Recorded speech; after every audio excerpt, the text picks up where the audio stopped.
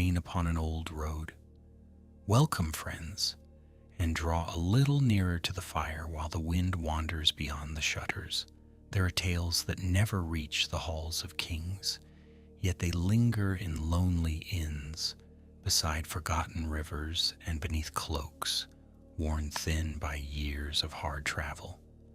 Listen closely, for this is one of those stories where every quiet choice carries the weight of steel and every mile may hide a truth worth dying to protect.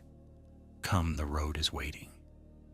The rain had been falling since dawn, thin as gray wire and cold enough to find every seam in Sir Edric Rivers's patched cloak.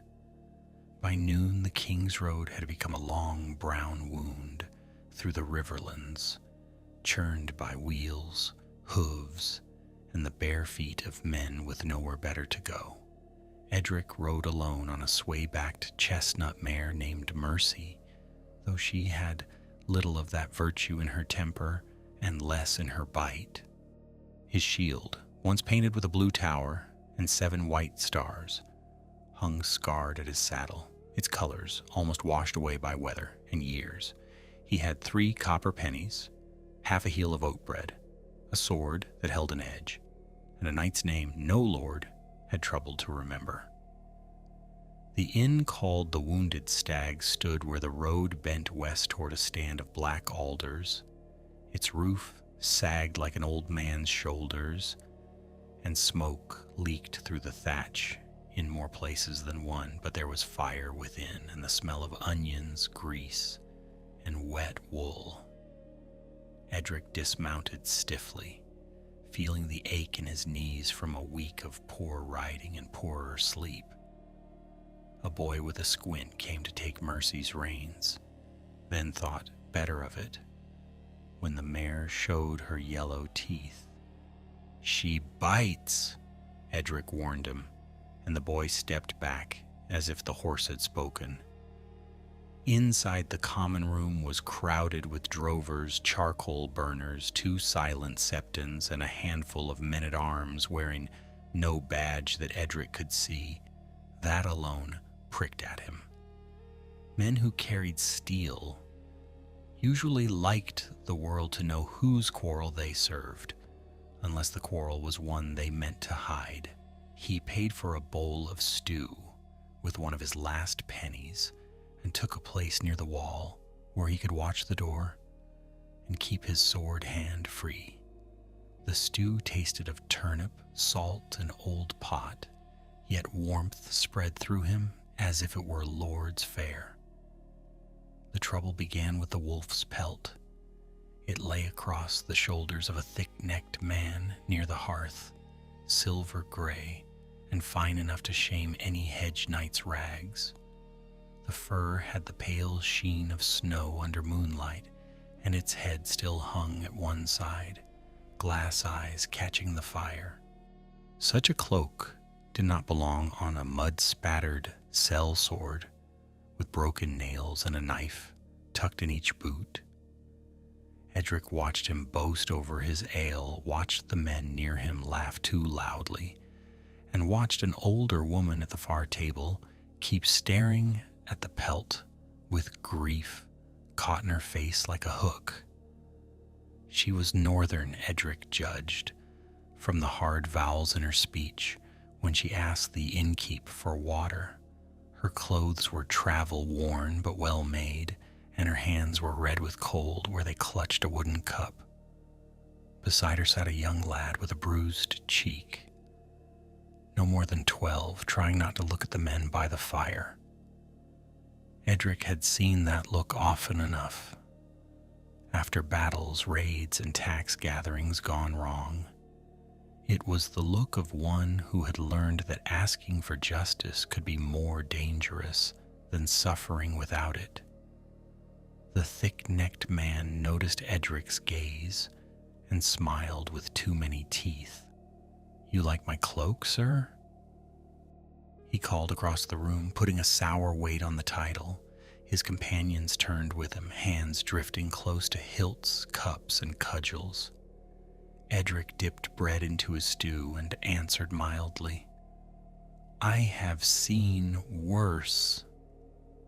Laughter stirred among the drovers, but it died quickly when the sellsword stood and let the wolf's pelt slide wider across his shoulders. Won it fairly, the man said, though no one had asked, from a Northman who had no more need of warmth. The older woman flinched, and the boy's fists curled upon the table.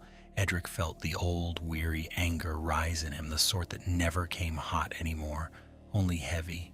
He had sworn vows before a painted shield in a village sept with a drunken septon and 3 witnesses, but vows did not grow less binding because no lord had been there to hear them.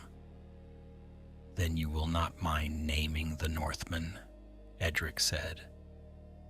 He kept his voice calm, for calm made men show themselves sooner. The sellsword spat into the rushes and said, "Dead men have no names on the road." His friends laughed again, but one of them looked toward the door and another toward the shuttered windows, as if measuring how quickly they might leave. Edric marked that, and the mark troubled him more than the insult.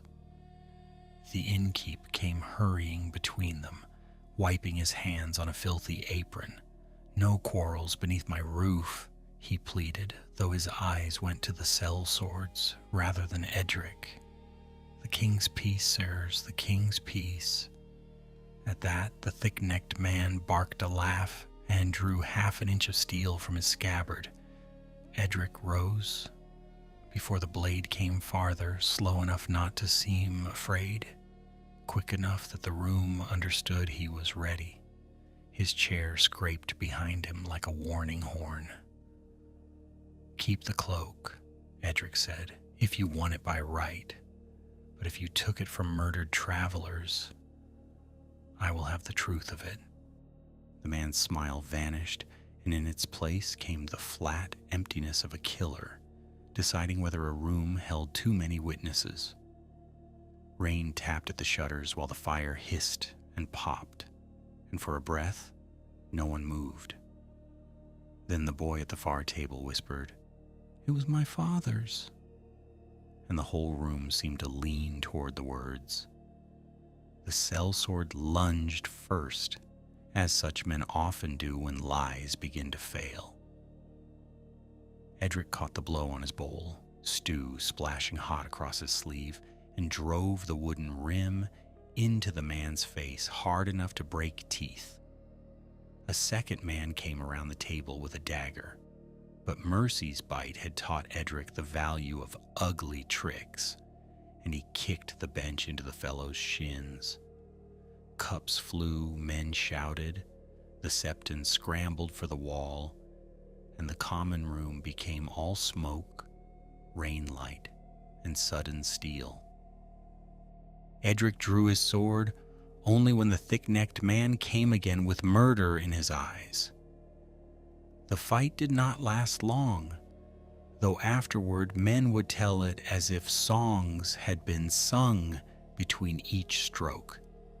Edric was no tourney champion, but he had survived wars, roads, and hungry winters, and survival had taught him where men left themselves open. He struck the sellsword's wrist, smashed his pommel into the man's temple, and sent him crashing against the hearthstones.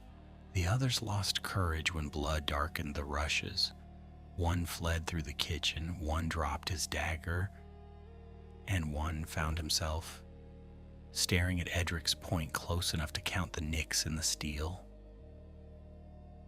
When quiet returned, it came in pieces. The fire crackled, the rain whispered, and somewhere outside, Mercy stamped in the mud as if displeased to have missed the sport. Edric pulled the wolf's pelt from the fallen man's shoulders and carried it to the northern woman. She touched it with both hands, not greedily but reverently, as if it were a face she had feared never to see again. "My husband bore this from Winterfell," she said, and her voice shook only once. He was taking it south with letters for Lord Mooton, and north again with answers for Lord Stark. Edric meant to hand it over and be done. A good deed, a bruised knuckle, perhaps a free cup of ale if the innkeep remembered gratitude before fear. But as the woman gathered the pelt, his fingers brushed a ridge beneath the lining, stiff and straight, where no seam should be. He met her eyes, and she saw at once that something was wrong. With his eating knife, he opened a few careful stitches near the wolf's jaw, and from within drew a narrow packet wrapped in oilcloth and sealed with gray wax. Pressed into the wax was the dire wolf of Stark, and across it, as black as dried blood, someone had scored a knife mark meant to break the seal, and failed. The common room seemed to shrink around the little packet in Edric's hand. Even the men who had not seen the dire wolf seal sensed that something weightier than silver or jewels had come to light, for silence spread from table to table until the only sound was rain drumming against the roof. The northern woman stared at the packet with wide, frightened eyes, while her son looked from her face to Edric's as if searching for hope in either.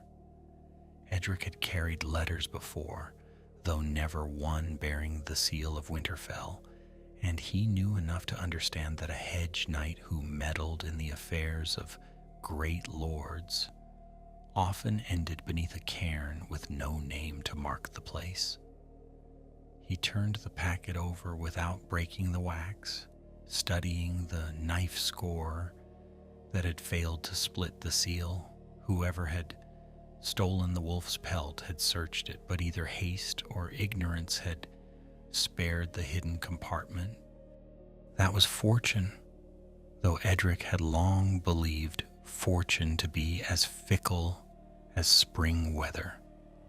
He slipped the packet beneath his cloak before any curious eye could linger too long upon it, then looked to the innkeep. "Bolt the doors," he said quietly. "If these men have friends nearby, I would sooner greet them from inside than in the yard." The innkeep hesitated only a heartbeat before hurrying to obey. The thick-necked sellsword groaned where he lay against the hearth, blood trickling through his beard. Edric crouched beside him and took away the man's sword before splashing a cup of cold water into his face. The sellsword blinked, cursed, and tried to rise until Edric's boot settled against his shoulder. "You stole the cloak," Edric said. "Whether you slew the owner or merely robbed him, you can still choose whether to leave this room breathing." The man spat another broken tooth onto the rushes and laughed through swollen lips. "You ask questions like a lord's bailiff. Shame you dress like a beggar." "I dress according to my purse," Edric answered, "and I kill according to necessity." He pressed the point of his sword just firmly enough against the man's throat for a bead of blood to appear. "Where did you find the Northman?" The laughter died then, replaced by the hard calculation of a man deciding which truth might cost him least. At last he muttered, "By the ford on the Blue Fork. We found the wagons already burning. Someone else had done the killing." The northern woman closed her eyes and her son lowered his head. Edric did not look away from the prisoner. "Who?" he asked. The sellsword shook his head. "Didn't see banners. Didn't see faces clear enough. Just dead horses, broken wheels, and bodies stripped clean. We took what was left." He paused before adding, "There were riders still searching the wagons. They left when they heard us coming. They weren't common robbers. They moved like men under orders." Edric believed only half of what he heard, yet half a truth could be more useful than a polished lie. He bound the prisoner's wrists with a length of rope borrowed from the stable and left him beneath the watch of the two septons who looked less than eager for the task but did not refuse.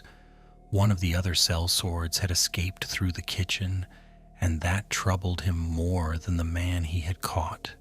Loose tongues could be silenced.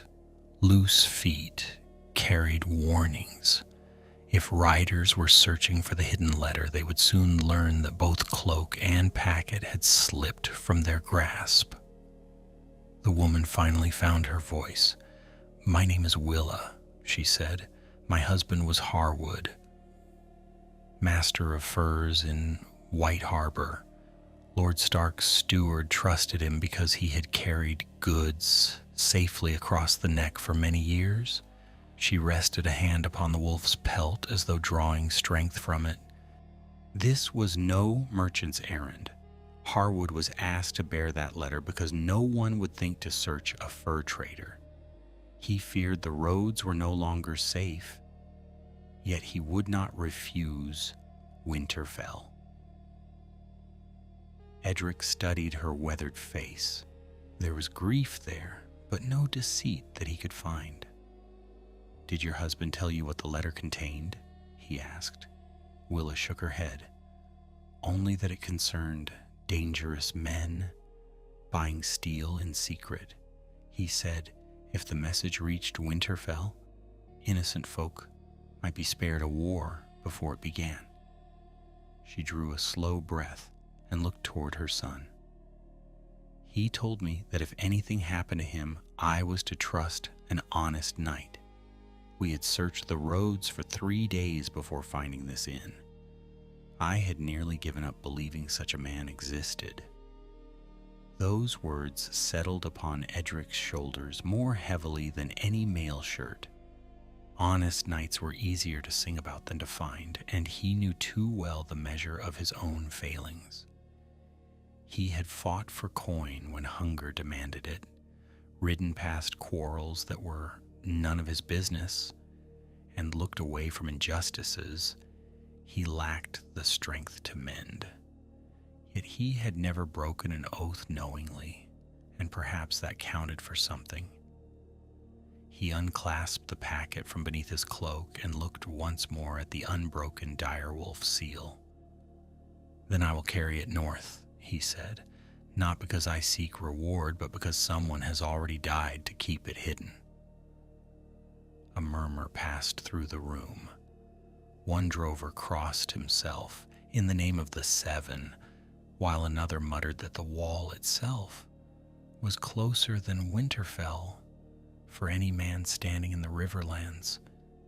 The innkeep brought fresh ale without asking payment, though his hands trembled as he poured. "Best leave before sunrise," he advised. "There's an old mill 2 leagues east where hard men have been gathering these past weeks.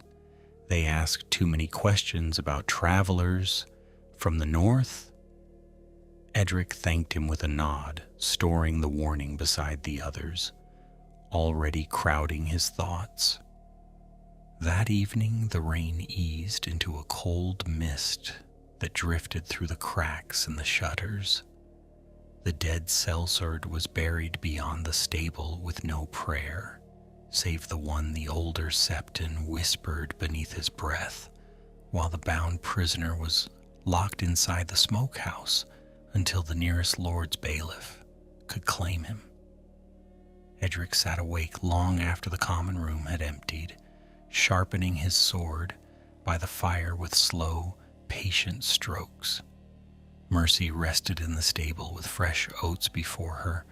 Willa and her son slept upstairs behind a barred door, and yet he could not shake the feeling that unseen eyes had already fixed upon the inn.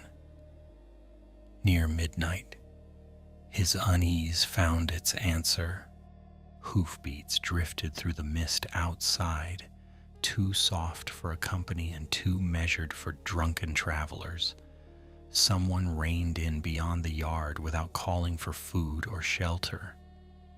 A moment later came the shrill cry of the stable boy, cut short so suddenly that it froze every soul still awake. Edric was already on his feet, sword in hand, when the first arrow burst through the shutter and buried itself in the wall where his head had rested only a heartbeat before. The arrow quivered in the timber, its black fletching still trembling as though alive. For a heartbeat, no one in the common room moved, and then the silence shattered beneath the scrape of benches, frightened cries, and the hiss of drawn steel. Edric reached the shutter in 3 strides and pressed himself against the wall instead of looking through the gap, for only a fool offered his face to an unseen bowman. Another shaft punched through the wood a hand's breadth from where he had stood, driving splinters across the room. Whoever waited outside knew enough of killing to loose arrows before demanding surrender. "Get everyone away from the windows," Edric ordered, his voice steady despite the pounding of his heart. The innkeep hurried to obey, herding drovers and servants toward the kitchen while the 2 septons gathered the terrified children behind overturned tables. Willa clutched her son close, but there was resolve in her eyes now as well as fear. She did not scream or freeze. She simply looked to Edric, trusting him with a burden he had never sought. He wished, not for the first time, that another night had found the wolf's pelt instead of him. The stable yard erupted into noise.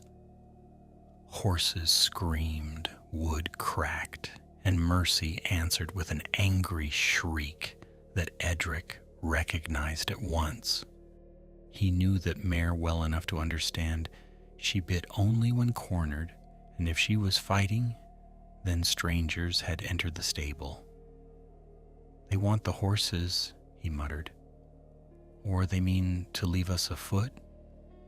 Before anyone could object, he slipped through the kitchen door into the narrow passage leading toward the yard, sword low in his right hand and a carving knife taken from the cook in his left. Cold mist wrapped around him the instant he stepped outside.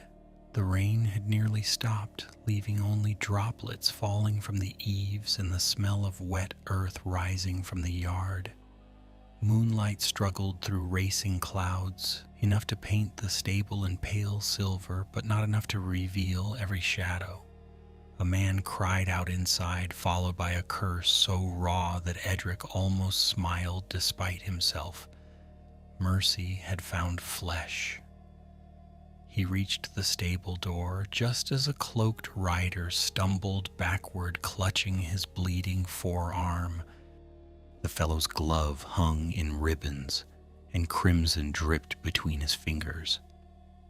Before he could recover, Edric struck him across the jaw with the flat of his blade, sending him sprawling into the mud. Another figure emerged from between the stalls, carrying a short spear, moving with the quick confidence of a trained man rather than a roadside brigand. The spear darted toward Edric's chest, forcing him back beneath the low roof, where beams and hanging tack crowded every movement. Steel rang against ash wood as Edric swept the spear aside. The attacker abandoned long thrusts immediately, shortening his grip and driving the butt toward Edric's face with practiced speed. This was no hedge rogue swinging stolen weapons. Every motion had discipline behind it, learned in a castle yard or under a hard master at arms.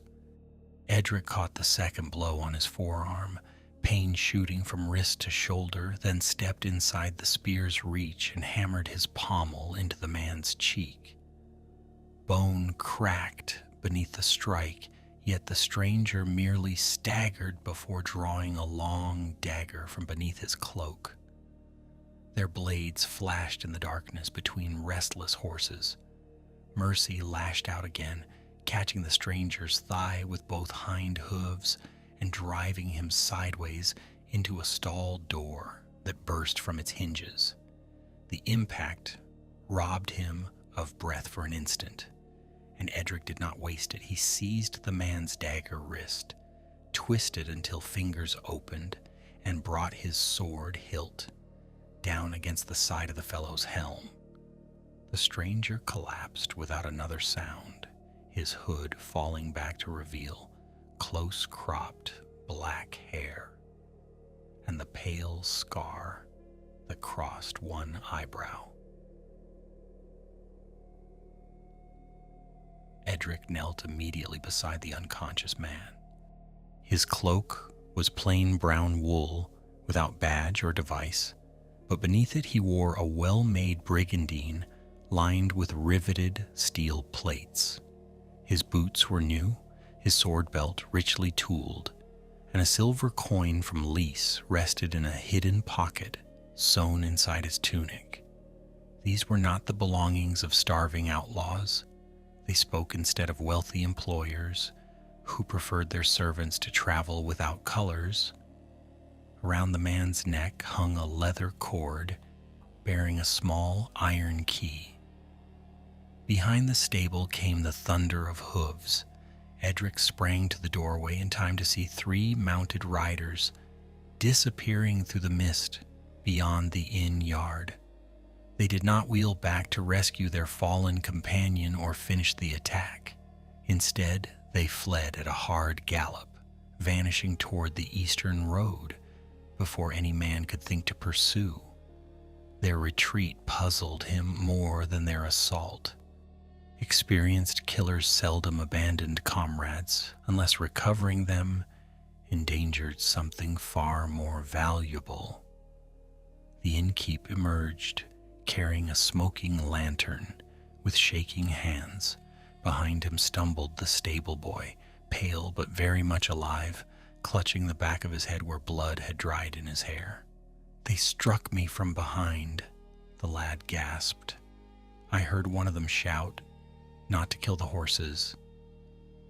Then another said they'd searched too late." His voice quavered as he looked toward the unconscious attacker. They kept asking where the northern woman slept. Willa hurried into the yard moments later despite Edric's order that she remain inside. Her son followed with a hunting bow almost as tall as himself, though the string trembled in his hands. Edric sheathed his sword and held up the iron key. "They searched for the letter," he said, "and when they failed, they meant to take you instead." Willa's face drained of color, but she did not deny it. "Then Harwood spoke true," she whispered. "The men behind this fear witnesses as much as messages." Edric searched the unconscious rider more thoroughly before the man awoke. Hidden beneath the lining of his left boot, he found a scrap of folded parchment no larger than 2 fingers. It bore only a few hurried words written in a careful hand.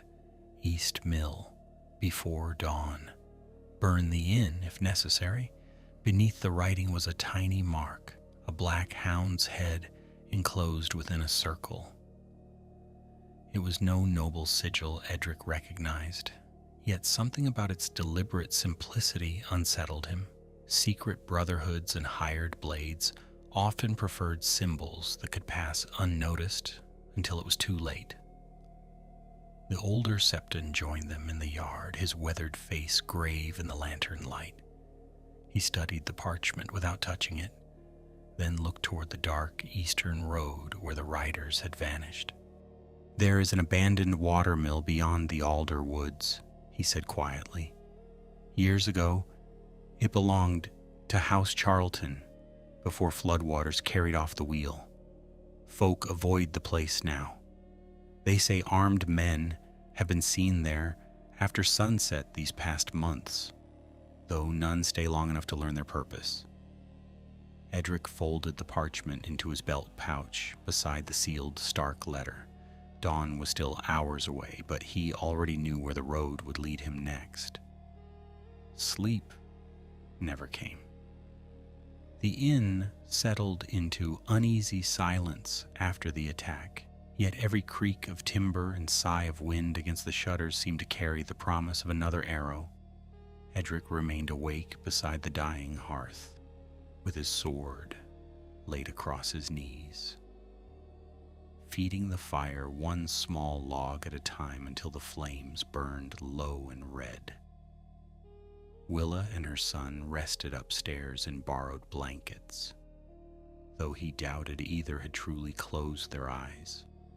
Outside, the rain finally passed eastward, leaving the world washed clean beneath a sky where the last stars struggled through broken clouds. The first pale light of dawn revealed a countryside heavy with mist. Moisture clung to every blade of grass, and the fields beyond the inn looked like islands rising from a white sea. Edric saddled Mercy himself while the stable boy watched with a bandage wrapped around his head. The mare nudged his shoulder impatiently, as if offended that strangers had disturbed her night. "You gave one of them a lesson," Edric murmured, rubbing her neck. "Try not to teach the same lesson to me." Mercy snorted and stamped, which he chose to take for agreement. The innkeep pressed a bundle of smoked bacon, black bread, and dried apples into Edric's hands before they departed. "No charge," he insisted when Edric reached for his purse. "If those men come back, they'll blame me whether I helped you or not." His expression darkened as he glanced toward the eastern road. "You'll find no honest folk at the old mill. The charcoal burners say wagons arrive there after sunset, with their wheels wrapped in cloth to hide the sound. They leave before dawn, lighter than when they came." Edric thanked him with a clasp of the forearm, for words seemed too small beside the risk the man had accepted. They left the King's Road before the sun had fully risen, following a narrow track through alder groves and abandoned fields where last year's wheat stalks still poked through the weeds. Willa rode behind Edric upon Mercy while her son Owen managed a sturdy little garron borrowed from the inn. The boy kept glancing over his shoulder, his hunting bow resting across his lap.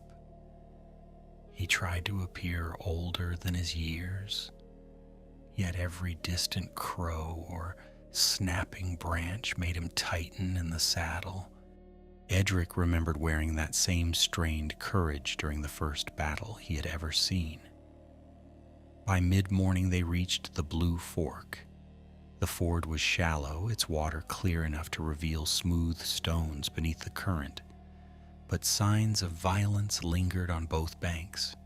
Wagon ruts ended abruptly in churned mud, scorched earth marked where fire had blackened the grass, and broken spear shafts lay half hidden beneath reeds carried downstream. Ravens flapped away as the travelers approached, croaking their displeasure before settling upon a dead oak farther along the riverbank. Edric dismounted without speaking and walked slowly among the scattered remains. He found an iron-bound wheel half buried in the mud, its spokes hacked apart with axes rather than broken by accident. Nearby rested the rusting buckle of a horse harness stained dark where blood had once soaked into the leather. A little farther on lay a cracked merchant's chest, emptied long ago save for a child's carved wooden wolf that someone had overlooked in the looting.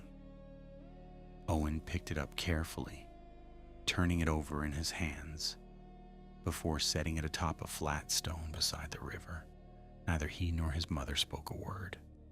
There was nothing left to say over ground that had already drunk so much sorrow. Edric crouched beside a cluster of boot prints, preserved where the earth remained soft beneath an overhanging willow. Time and rain had blurred them, yet enough remained for an experienced eye. There had been perhaps a dozen mounted men, some wearing horseshoes fitted with broad northern nails, others with slimmer southern work. More curious still were the impressions left by a wagon that had arrived empty and departed heavily laden. Whatever had been taken from the merchants had required more than saddlebags to carry away. These were no starving brigands, Edric said quietly. Someone came prepared. As he rose, sunlight caught upon something hidden beneath the roots of the willow. He knelt again and drew free a broken sword blade, no longer than his forearm. The steel was dark and finely worked, its edge chipped by hard use rather than neglect. Near the jagged break, almost hidden beneath rust and dried mud, survived the faint outline of a maker's mark, a tiny crowned anvil. Edric frowned. He'd seen that mark only once before, years earlier, when serving a minor lord, whose household guard carried blades forged in the smithies of Harrenhal. Harrenhal is leagues from here, Willa observed after studying the fragment. Her voice carried uncertainty more than accusation. Edric nodded slowly. Too far for chance, perhaps not too far for trade. Still, good castle steel does not often find its way into the hands of nameless killers. He wrapped the blade fragment in cloth and tucked it beside the sealed letter. Another piece of the puzzle had appeared, but it only made the picture stranger. They crossed the ford shortly before noon, the cold water splashing against their horses' legs. On the northern bank, the land rose gently toward dense woodland, where oak and alder intertwined so tightly that little sunlight reached the forest floor. The road dwindled into little more than a hunter's path, scattered with deer tracks and the occasional print of wild boar. Somewhere deeper within the trees, a woodpecker hammered steadily, while unseen streams murmured beneath carpets of moss. It might have been a peaceful place had Edric not felt the weight of unseen eyes following every step. The feeling proved justified before long. Mercy halted of her own accord, ears pricked forward and nostrils flaring. Edric raised one hand, bringing the little company to an immediate stop. Ahead, across the narrow track, someone had stretched a fresh cord, scarcely visible, between two hazel saplings. A rider passing at speed would have been dragged from the saddle with enough force to snap his neck. Owen swallowed hard as he stared at the trap, while Willa whispered a prayer beneath her breath. Edric cut the cord with a careful stroke, then examined the knots securing it to the trees. They were neat, precise, tied by practiced hands rather than desperate bandits. Nearby, hidden beneath leaves, he discovered the shallow imprint where a man had crouched for hours waiting to spring the ambush. The earth was still damp where knees had rested. Whoever had laid the trap could not have been gone long. Edric scanned the silent woods, every instinct warning that they had stepped onto a hunting ground where they themselves had become the quarry. A faint whistle drifted through the trees. It lasted no longer than a heartbeat, soft enough that Owen might have mistaken it for a bird had Edric not stiffened immediately. A second whistle answered from farther east, followed by a third somewhere behind them. No words were exchanged, only those brief signals passing unseen through the forest. Edric's hand tightened around his sword hilt as he looked toward the shadowed woods surrounding the abandoned mill. Their enemies were no longer chasing blindly. They knew exactly where the travelers were. Edric raised a clenched fist, and the little company halted without another word. The whistles had ceased as suddenly as they had begun, leaving only the rustle of leaves stirred by the morning breeze. That silence was more dangerous than shouted threats, for disciplined men did not waste breath when patience served them better. He slid from Mercy's saddle and crouched beside the narrow path, studying the undergrowth. Fresh fern fronds had been bent aside, and damp soil bore the faint imprint of soft leather boots. At least 3 men had crossed there within the last hour, careful enough to hide their trail from ordinary travelers, but not from a knight who had spent too many years surviving by his eyes. "We leave the road," Edric said quietly. Owen looked startled. "But won't they be waiting in the trees?" The boy's voice was low, yet it carried the fear he had struggled to bury since the attack at the inn. Edric nodded once. "They expect us to stay upon the path because it is easier. That is why we shall not." He took Mercy's reins and led her toward a shallow gully where thick hazel bushes offered concealment from any watcher lingering above. The ground there was uneven, tangled with roots and slick stones, hidden beneath moss. Progress slowed to little more than a cautious walk, yet the cover was worth the effort. Branches brushed against cloaks, damp leaves clung to boots, and the smell of wet earth filled the cool air beneath the trees. Every few moments Edric paused to listen, allowing the forest to settle around them before moving again. He had learned long ago that frightened men made enough noise to betray themselves even when trying to be silent. After nearly half an hour, the land began to rise. Through the trunks ahead appeared the broken outline of an old stone tower, half collapsed and smothered by ivy. Its upper floor had long since fallen inward, leaving only jagged walls standing against the pale sky. A flock of crows burst from its shattered windows as the travelers approached, their harsh cries echoing through the woodland. Owen instinctively reached for an arrow, but Edric caught his wrist with a gentle shake of the head. "Save them," he whispered. "Crows warn everyone equally." The ruined tower overlooked a shallow valley where the abandoned mill stood beside a narrow stream. Time had stripped the great water wheel from its axle, leaving only rotten beams jutting above the current like broken ribs. The mill house itself leaned heavily to one side, its roof patched with mismatched planks that looked far newer than the weathered stone beneath. Smoke drifted lazily from a rebuilt chimney. Whatever ruin the old septon had remembered, someone had brought life back into it. Edric lay flat behind a tangle of blackberry brambles and watched. 2 armed men stood outside the mill pretending to split firewood, though neither seemed interested in the growing pile of logs at their feet. A third emerged, leading a mule burdened with empty grain sacks, glanced along the road, then disappeared inside again. None wore badges or household colors. That alone confirmed his suspicions. Honest guards served openly. Only those with secrets hid the hands that paid them. Willa crawled beside him, keeping low beneath the thorny branches. "There are more," she murmured after a long moment. She pointed toward the stream, where reeds bent strangely despite the still water.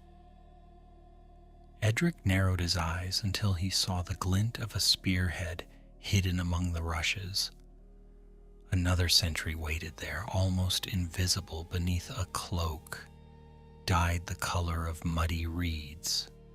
Had they ridden openly down the road, Those concealed watchers would have trapped them before they ever reached the mill yard. "We cannot fight all of them," Owen whispered. The words carried no shame, only the blunt honesty of youth. Edric found himself almost smiling despite the danger. "No," he agreed, "which is why we shall learn before we strike." He had survived this long because he knew the difference between courage and folly. Charging across open ground against prepared men belonged in songs sung by those who had never held a blood-slick sword. They waited through the better part of an hour. The sun climbed higher, burning away the last ribbons of mist, while wagons did not come and riders did not leave. Then, shortly before midday, the sound of hooves drifted faintly from the western road. 4 mounted men appeared from the trees, escorting a covered wagon pulled by 2 heavy draft horses. The guards exchanged no greetings with the sentries. They simply gave a brief nod before the great mill doors swung inward, admitting wagon and riders alike. Edric's attention lingered not on the men but upon the wagon itself. Its wheels had been wrapped in strips of old leather to soften their sound against stone and earth. The innkeeper's warning returned to him at once. Wagons arriving in silence, departing lighter than before. Whatever business was conducted within the mill depended upon secrecy more than speed. He watched until the doors closed again, then glanced toward Willa. She understood before he spoke. "They're moving something," she breathed. "Steel?" Edric answered with a slow shake of his head. "Perhaps, or something worth even more." He thought of the broken blade marked with Harrenhal's smith's sign, of Harwood slain beside the blue fork, and of the sealed letter hidden within the wolf's pelt. Too many threads crossed at this forgotten mill for chance alone to explain them. As they withdrew from the overlook, Mercy suddenly tossed her head and stamped. The mare's ears flattened, not toward the mill, but toward the ruins behind them. Edric turned instinctively, sword already leaving its scabbard. A lone man stood within the shadow of the broken tower, scarcely 20 paces away. He wore a faded green cloak over plain mail, and in one hand rested a long ash spear planted lightly upon the ground. His beard was streaked with gray, his face lean from years beneath sun and wind, and though he had every opportunity to throw the spear, he made no move at all. "You hide well for travelers," the stranger said in a calm voice. His eyes settled briefly upon Willa and Owen before returning to Edric. "Better than most hedge knights I've known." Edric neither lowered his sword nor advanced. "You've been watching us." The man inclined his head. "Long enough to know you aren't with the men below." For several heartbeats neither spoke. Leaves whispered overhead, and somewhere beyond the valley, an axe struck wood in slow measured rhythm. At last the stranger smiled faintly, though there was little warmth in it. "If you've come because of the wolf's pelt," he said, "then you're already deeper in this than you understand. If you've brought Lord Stark's letter, pray to every god you know that no one inside that mill learns it is still unbroken." Edric did not lower his sword. The stranger's words had struck too close to the truth for comfort, and there was no honest way a chance wanderer could have known of the wolf's pelt or the hidden letter. Mercy snorted softly behind him, ears pinned back, while Owen had already fitted an arrow to his bowstring with trembling fingers. Willa remained silent, but Edric could sense her watching every movement of the gray-bearded man with the wary patience of someone who had learned that danger often arrived wearing a friendly face. The forest itself seemed to hold its breath. "You know too much," Edric said at last. The stranger rested both hands upon the butt of his spear, making no move toward the weapon's blade. "A fair judgment," he replied. "The better question is whether I know enough." His eyes drifted toward the abandoned mill below, where smoke still curled lazily from the chimney. "If I meant to betray you, there would already be crossbow bolts coming through these trees. Instead, I have been waiting 3 days for someone honest enough to survive the road." Edric studied him carefully. The man's mail had been repaired more than once with mismatched rings, his boots were cracked with age, and a faded scar disappeared beneath his beard along the line of his jaw. Nothing about him suggested wealth or comfort, yet his spear was straight, well balanced, and lovingly maintained, the ash polished smooth by years of use. Soldiers often neglected their weapons once peace came. Veterans who expected trouble every morning did not. "Name yourself," Edric demanded. The stranger inclined his head slightly. "Sir Bernard Holt. Once I rode in the service of House Charlton before the floods ruined these lands and before wiser men than I chose poor masters." He gave a weary smile that barely reached his eyes. "These days, I serve no lord. The land has fewer uses for old knights than for broken wagons." His gaze settled briefly upon Edric's battered shield. "I recognize the look of a hedge knight. Hunger teaches us to notice one another." Willa frowned. "If you know this place so well, why not carry word to River Run or Maiden Pool?" Bernard's expression darkened. "Because I tried?"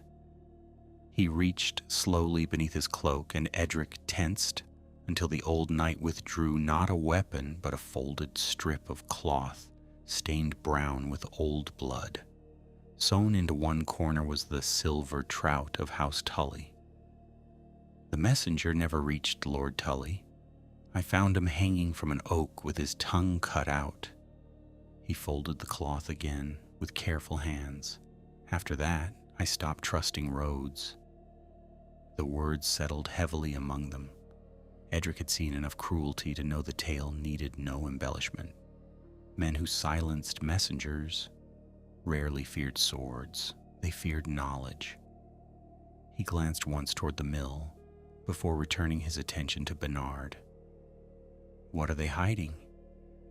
The old knight hesitated, as though weighing how much truth to reveal.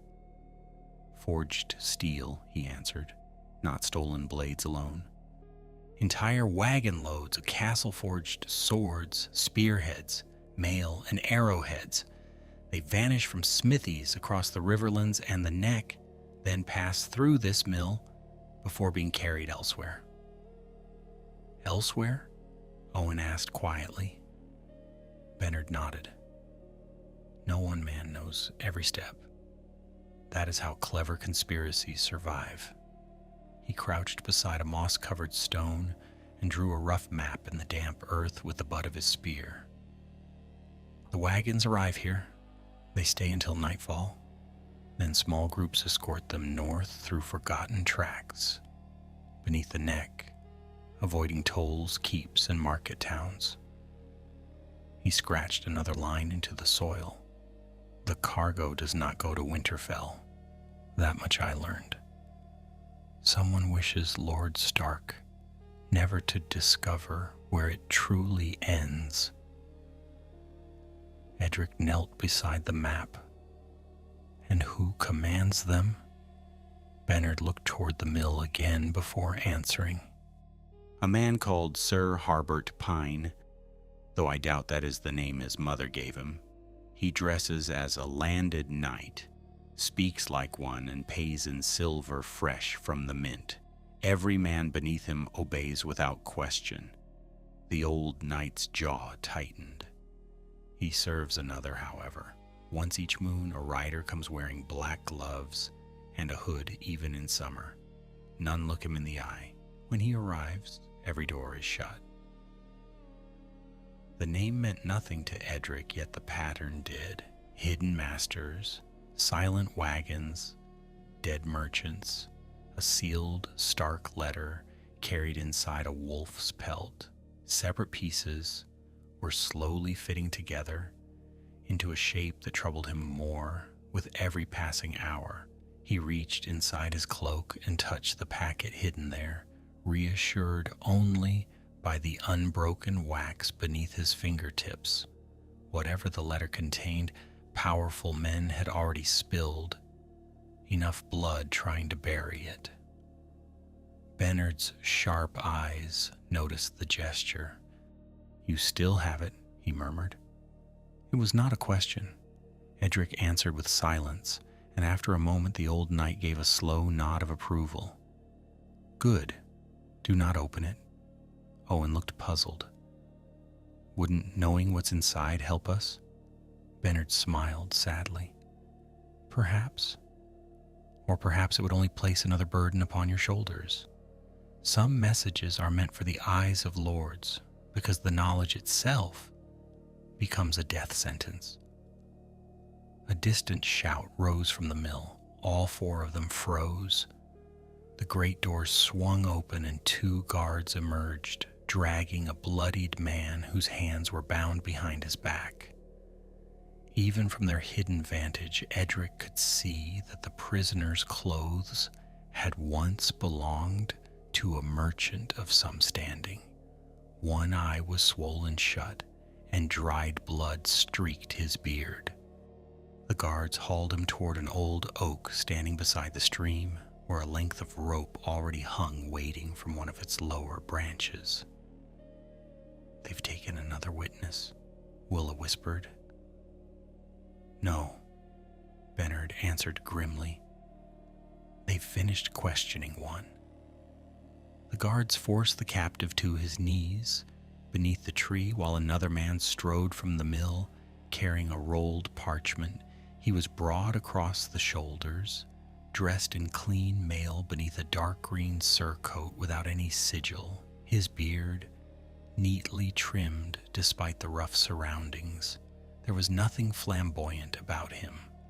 He looked every inch the respectable household knight one might meet, escorting a noble's baggage train.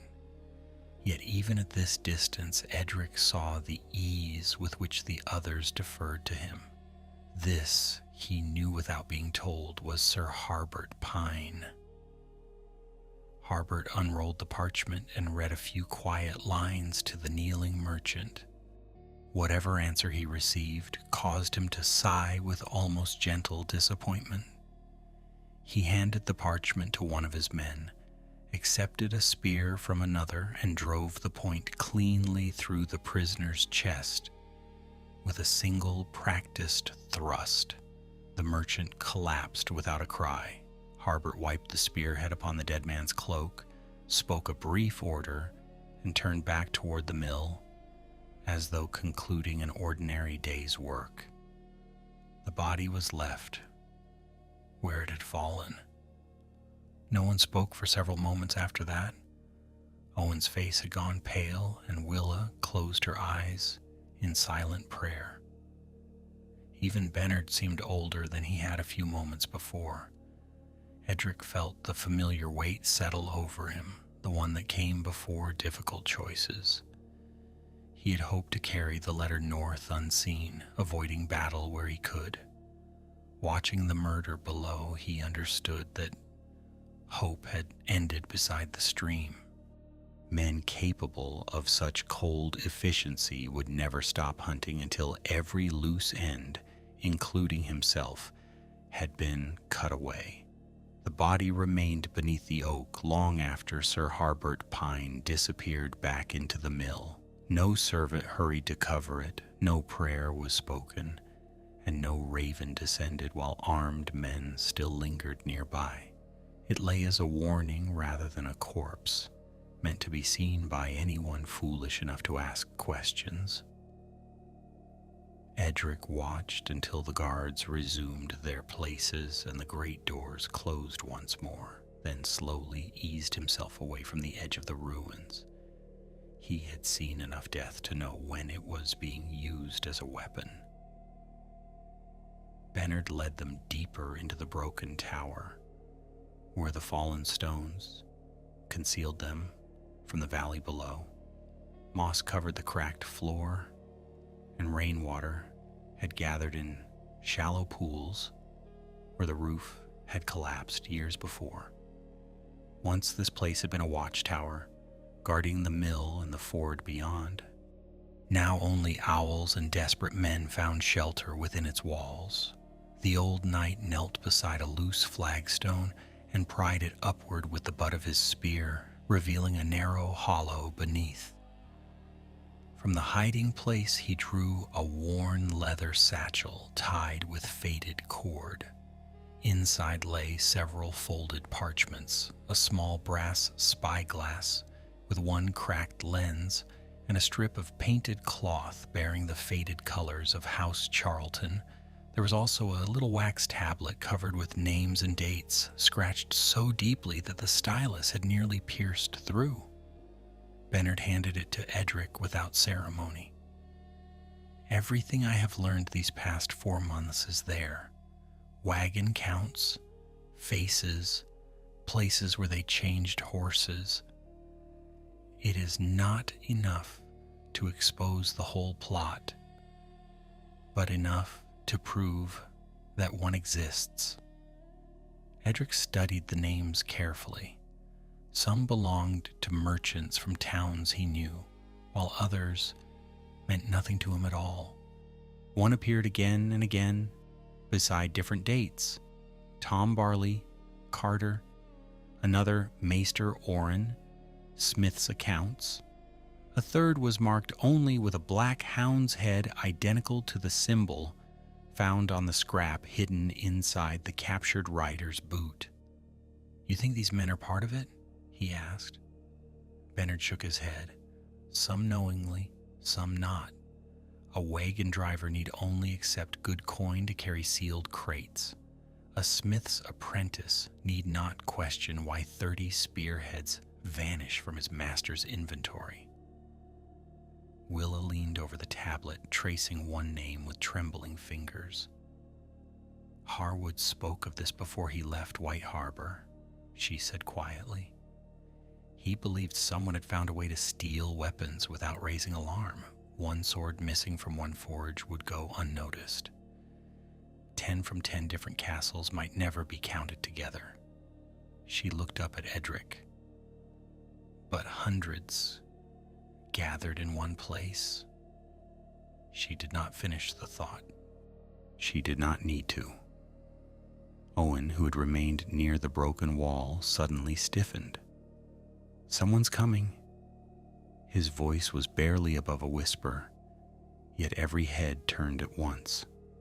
Footsteps crunched over loose stones outside the tower, slow and deliberate, followed by the scrape of leather against old masonry. Edric slipped behind a cracked pillar with sword in hand while Bernard crouched beside the doorway, spear held low. Willa pulled her son behind the fallen flagstone, pressing one hand gently across his mouth to still his breathing. A shadow crossed the entrance. For one tense heartbeat, no one moved. Then a shaggy hunting dog wandered through the broken arch, nose buried to the ground, as it sniffed among the moss-covered stones.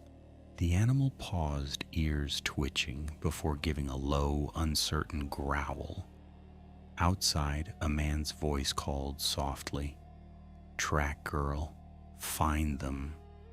The dog barked once and began padding deeper into the tower. Edric cursed silently, Men could be fooled by false trails and hidden paths. Dogs cared little for such tricks. The hound stopped scarcely 10 paces away, lifted its broad head, and stared directly toward the pillar where Edric stood concealed. Another bark echoed through the ruins, louder this time. Heavy boots immediately broke into a run outside. There would be no hiding now. The first man through the doorway carried a crossbow already cocked. He had time only to widen his eyes before Bernard's spear drove into his chest with a dull, heavy sound that echoed from the ancient walls. The old knight ripped the blade free in one smooth motion, even as the dying man collapsed backward into his companions. Edric charged through the confusion, his sword flashing beneath the low archway. Steel met steel, with a shower of sparks as another guard caught the blow, but the narrow entrance denied them room to surround him. The fighting spilled into the open beside the tower. 4 men had come with the hound, all wearing the same plain cloaks and unmarked mail that Edric had seen at the mill. One fell quickly beneath Bernard's spear. Another stumbled over the body of the crossbowman, giving Owen just enough time to loose an arrow. The shaft struck the man high in the shoulder instead of the throat, yet the force spun him sideways with a cry of pain. He dropped his sword before scrambling desperately toward the trees. Edric faced the largest of the attackers, a broad-shouldered fellow wielding a heavy falchion better suited to hacking through mail than elegant sword play.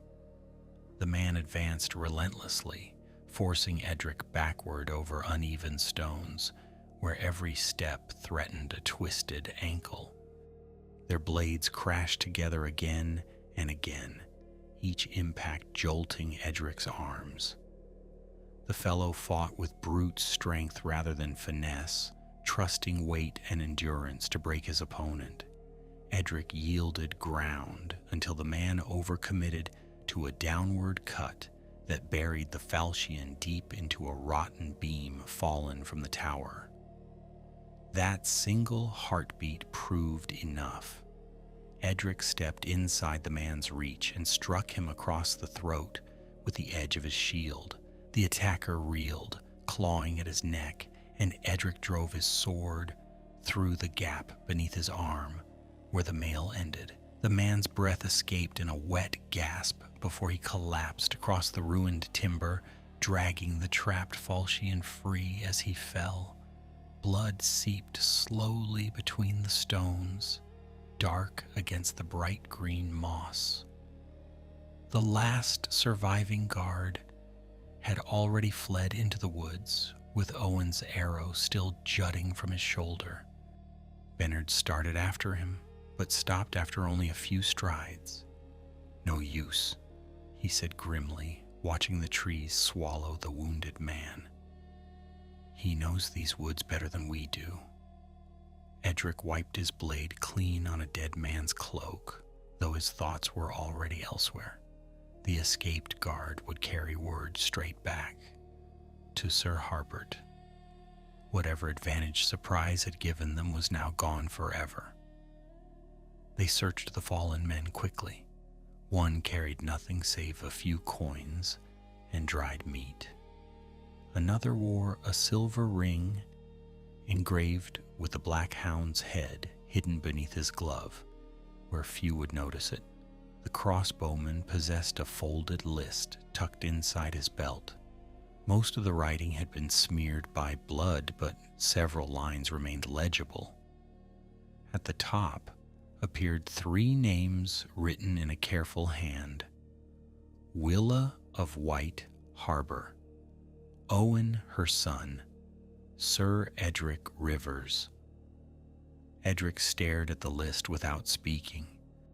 His own name, set neatly beside theirs, carried a single word, written in darker ink than the rest. alive. For several long moments no one spoke.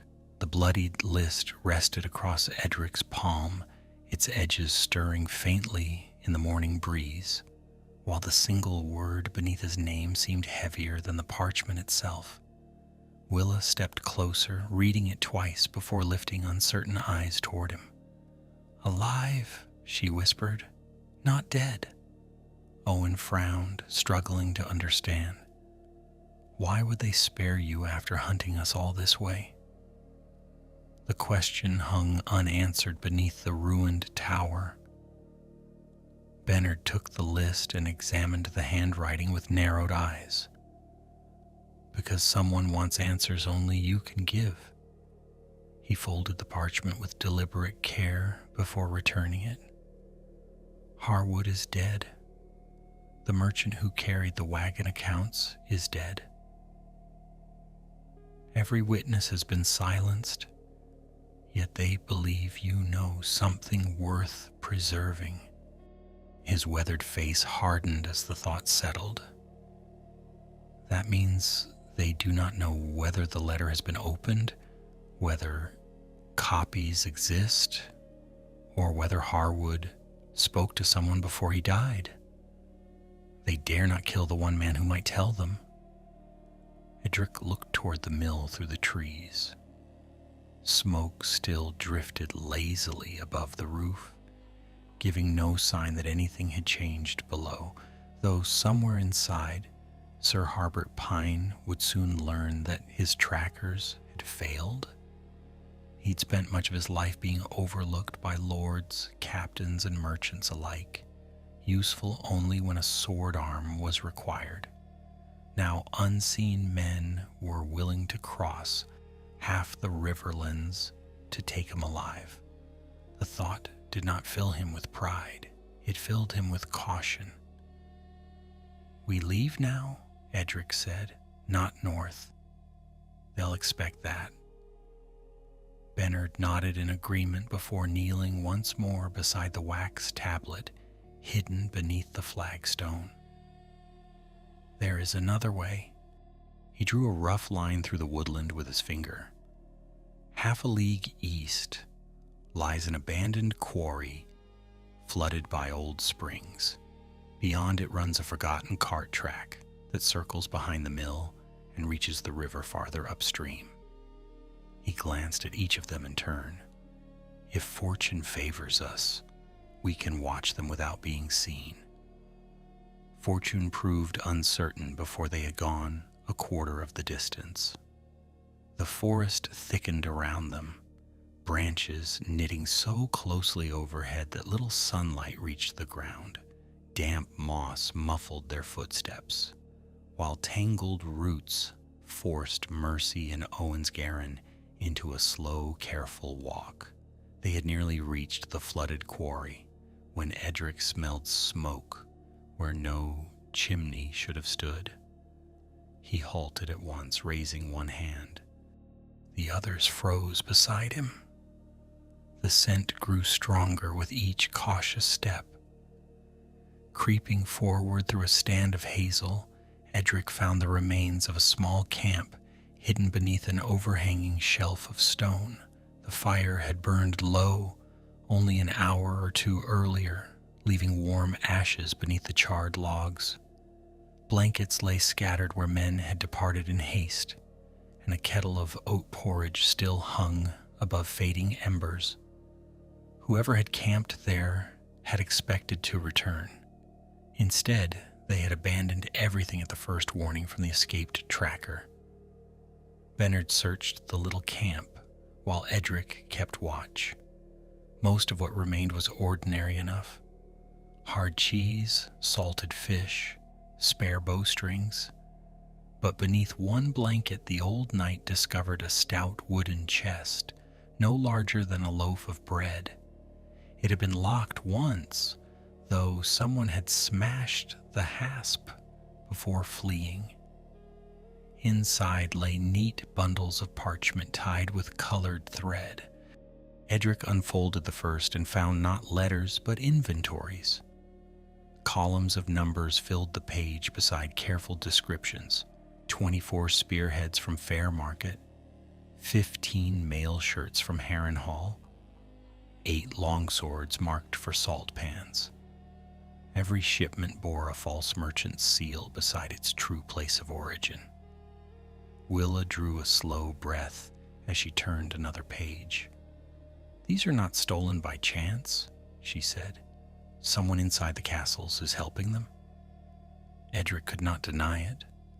A smith might lose one blade to theft, but wagon loads could not vanish without willing hands opening gates, changing ledgers, or looking the other way. He gathered the documents carefully.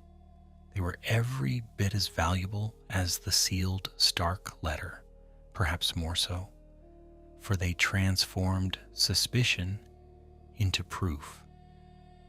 Then Owen found something far stranger. The boy had wandered only a few paces from the camp when he called softly for Edric. Beneath a heap of discarded sacks stood a narrow crate with its lid pried halfway open. Inside rested 6 swords, wrapped individually in oiled cloth. Edric unwrapped the nearest one and immediately frowned. The blade itself was finely forged, balanced, and sharp, but near the hilt someone had carefully filed away the maker's mark. Tiny scratches remained where a craftsman had erased the weapon's true origin. "They're hiding where the steel came from," Bernard murmured. "No lord can accuse another if every mark has vanished." Edric slid the sword back into its wrapping.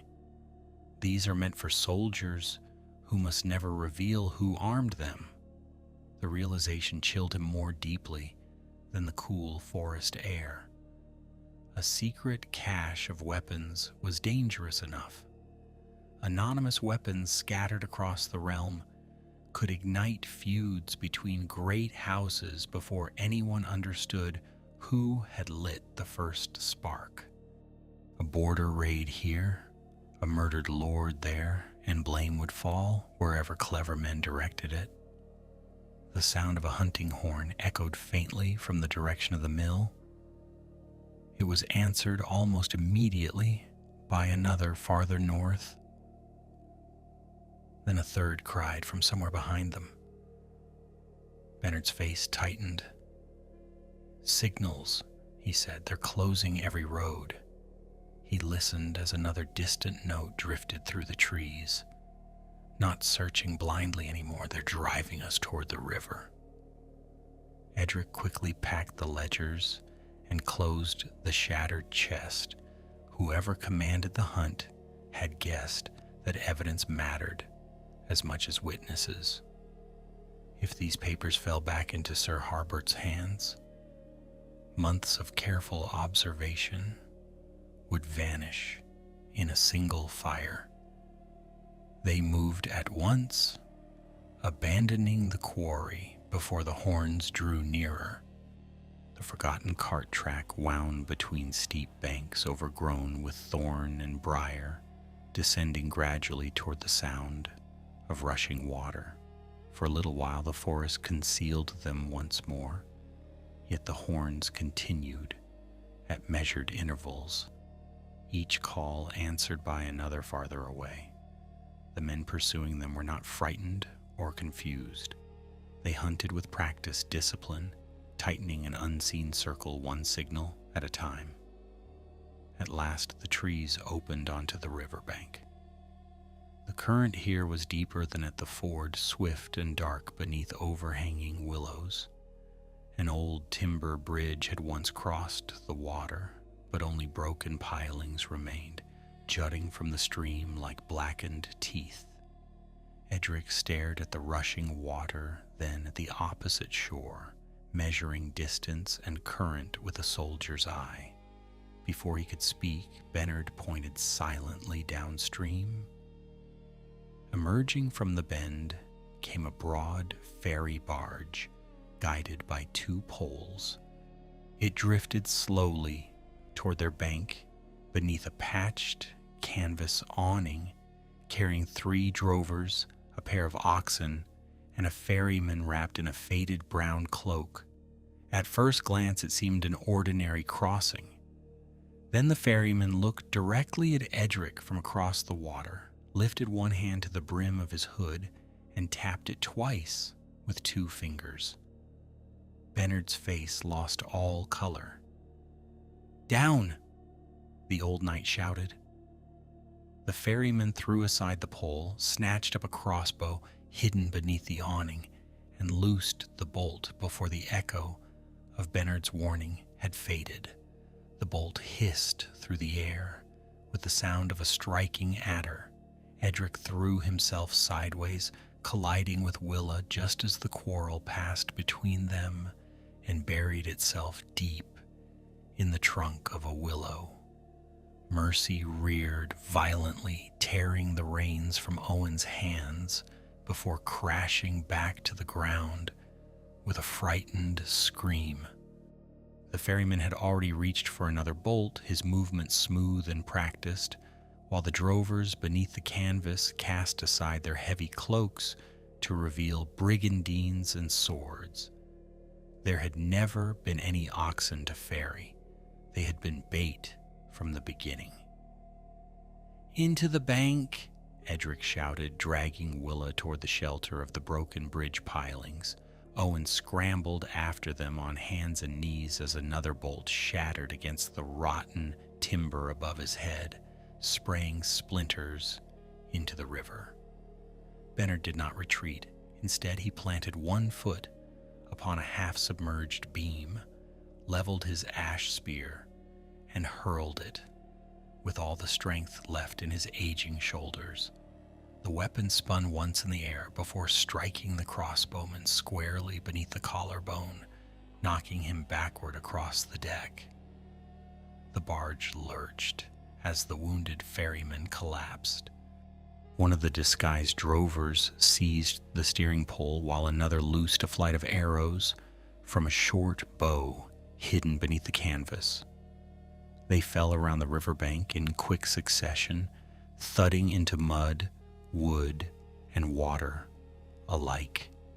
Edric crouched behind a moss-covered piling, listening to the shafts whistle overhead. They were not trying to drive him away. They were hemming him in until the hunters arriving through the forest could close the trap from behind. The hunting horns answered that fear almost immediately. Their calls were closer now, echoing among the trees above the riverbank with unsettling precision. Edric risked a glance over the top of the broken timber and caught movement between the trunks. Men in plain cloaks advanced carefully through the undergrowth, shields held high against arrows that never came. They knew exactly where their quarry waited. Someone had anticipated every road, every trail, and even this forgotten crossing. "We cannot stay here," Willa said, her voice remarkably steady despite the chaos around them. She clutched Owen tightly with one hand while keeping her eyes upon the approaching woods. "If they reach the bank before the barge lands..." She left the thought unfinished. Edric understood well enough. The river blocked escape in one direction, armed men in the other. It was the sort of position captains chose when they wished a battle to end quickly. Bernard crawled back behind the piling, breathing hard from the effort of his throw. "The current," he said between breaths. "Look downstream." Edric followed the line of his finger. 200 yards away, where the river bent sharply east, a great oak had fallen during some long-forgotten storm. Its massive trunk stretched halfway across the water, branches trailing through the current, while the upper limbs reached toward the opposite bank. The crossing would be perilous, even without enemies nearby, but it was a crossing nonetheless. "It won't bear the horses," Owen observed. "No," Edric answered. The word tasted bitter. He rested one hand against Mercy's neck, feeling the mare's frightened muscles quiver beneath her damp coat. She had carried him faithfully through years of hunger, rain, and war, asking little more than oats and a dry patch of ground. Leaving her behind felt like abandoning an old companion upon a battlefield, yet keeping her meant condemning every one of them. Some choices gave no room for honor without sacrifice. Mercy seemed to sense his thoughts. She lowered her head and pressed her muzzle briefly against his shoulder before tossing it back toward the woods where the hunters approached. Edric unclipped her reins with slow, reluctant fingers. "Go," he whispered, "run farther than wiser men ever would." The mare lingered only a heartbeat before wheeling sharply and galloping upstream through the shallows, splashing wildly across the river's edge. The effect was immediate. Shouts erupted from the trees as several pursuers mistook the fleeing horse for their quarry. Half a dozen men broke formation and raced after her, vanishing into the forest with surprising speed. The horns changed their rhythm almost at once, their measured calls replaced by shorter, sharper blasts, correcting the mistake. Precious moments had been won. Edric silently thanked the stubborn beast, praying she would outdistance any rider foolish enough to give chase. "Now," Bernard said. They ran. The riverbank was slick beneath their boots, and loose stones shifted treacherously with every step. Arrows followed them from the barge, though haste spoiled the archer's aim. One shaft skipped from the rocks near Edric's feet before spinning harmlessly into the current. Another struck the fallen oak with a dull thud, quivering among its damp bark. Owen reached the trunk first and scrambled onto it with surprising agility, flattening himself against the moss as rushing water foamed only a few feet below. Edric helped Willa onto the slippery log before climbing after her. The oak was broader than a wagon, yet years of decay had hollowed parts of its heartwood, forcing them to pick each foothold with care. Bernard crossed last, pausing only long enough to wrench his spear from the dead ferryman's body as the drifting barge scraped against the bank. The remaining attackers leaped ashore almost immediately, swords already drawn. Halfway across, Owen slipped. His cry was swallowed by the roar of the river as one foot plunged through rotten timber. He caught himself with both hands, clinging desperately to a branch, while icy water surged beneath him. Willa turned instantly, reaching for her son despite the danger to herself. The movement cost her balance. She swayed dangerously toward the current before Edric seized the back of her cloak, anchoring her with all his strength. Behind them, the first pursuer reached the fallen oak. He did not rush forward recklessly. Instead, he knelt upon the trunk, drew a heavy woodsman's axe from his belt, and swung it deep into the weathered wood. The blow echoed across the river like the crack of thunder. A second man stepped beside him and raised another axe. They did not intend to catch their quarry. They meant to send the entire tree into the current, with everyone still upon it. The first axe bit deep into the ancient oak, sending splinters spinning across the rushing water. The second followed a heartbeat later, striking only inches from the first cut until the whole trunk shuddered beneath Edric's boots. Owen still hung over the river with both hands locked around a thick branch, his legs kicking helplessly above the churning current. Willa dropped to one knee despite the danger, stretching as far as she dared while Edric held her cloak with one hand and braced himself against the swaying log with the other. Beneath them, the river roared with merciless indifference, carrying broken branches downstream toward unseen rapids. "Take my hand," Willa cried. "I can't reach," Owen answered, his voice cracking with fear. Edric sheathed his sword in one swift motion and lowered himself flat against the trunk. He hooked one arm around a thick knot in the wood and stretched the other toward the boy until every muscle in his shoulder burned with the effort. Owen released one hand from the branch for the briefest instant, caught Edric's forearm, and nearly slipped again as the log lurched beneath another crashing axe blow. Bernard had reached the far bank by then, yet instead of climbing to safety, he turned back without hesitation and crawled onto the trunk once more. The old knight thrust his spear across the gap between them. "Hold the shaft," he shouted. Edric seized the smooth ashwood with his free hand, while Owen clung desperately to the other end.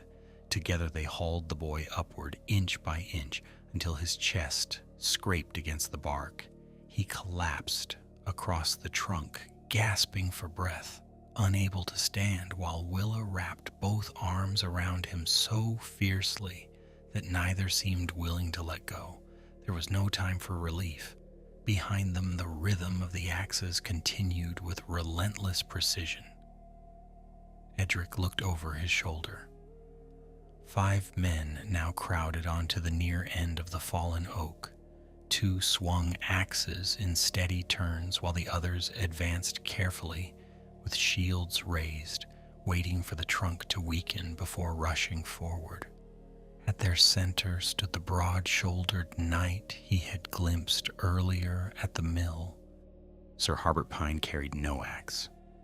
He simply watched with calm patience, one mailed hand resting upon the pommel of his sword as though observing craftsmen at honest labor. His composure unsettled Edric more than any shouted threat could have. "Oh, you've run well, Sir Edric," Harbert called across the river. His voice carried clearly over the rushing water, deep and measured without the slightest strain. "Far better than most hedge knights would have managed. Lay down the letter and the ledgers. I give you my word that the woman and the boy will be spared." He paused, studying Edric's face with quiet interest. "You, however, must come with me." Edric laughed once, though there was little humor in the sound.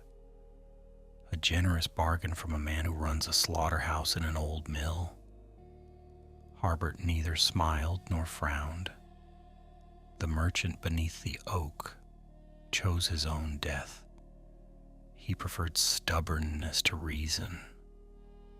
His gaze drifted briefly toward Willa.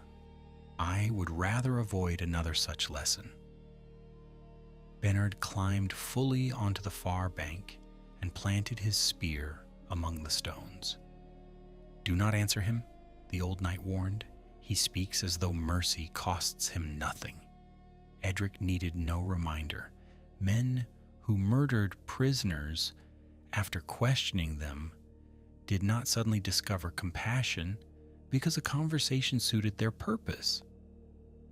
Still, Harbert's offer confirmed something important.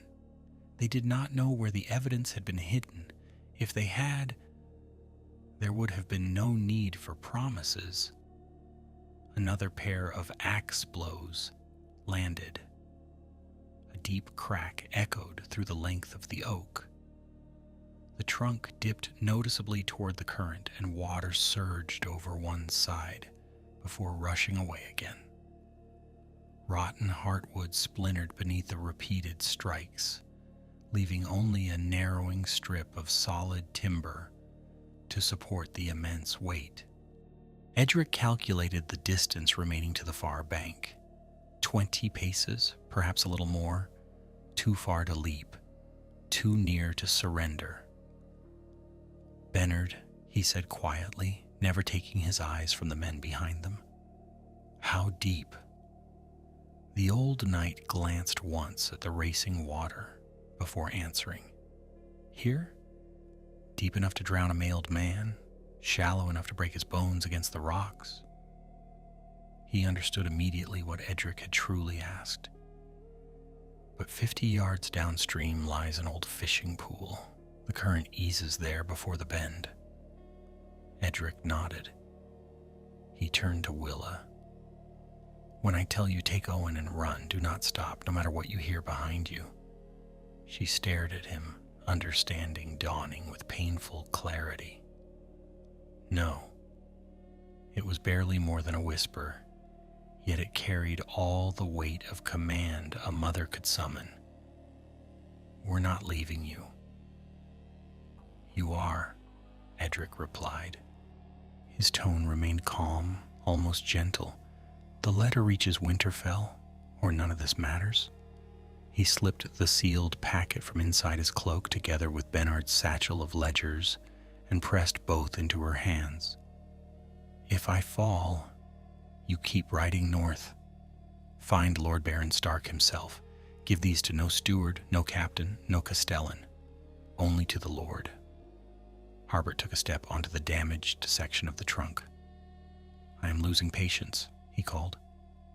So am I, Edric answered. He drew his sword.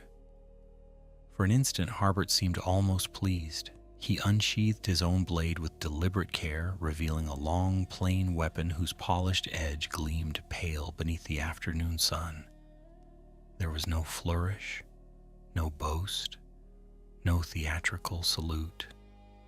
The knight simply advanced along the narrowing oak with the quiet confidence of a man who had survived many duels and expected to survive one more. Behind him, the axemen stepped aside, allowing their commander a clear path. The two knights met upon the shattered trunk above the roaring river. Neither spoke again. Steel rang once, then again. The sound rolled across the water as the ancient oak groaned beneath their feet, its splintered heartwood giving way a little more with every passing heartbeat. Harbert's first cut came low and fast, aimed not at Edric's flesh, but at his footing. The blade skimmed across the damp bark, forcing Edric to shift his weight onto the weakened side of the fallen oak, just as the trunk groaned beneath them. It was a clever opening, the work of a man who understood that the river was as deadly an ally as any sword.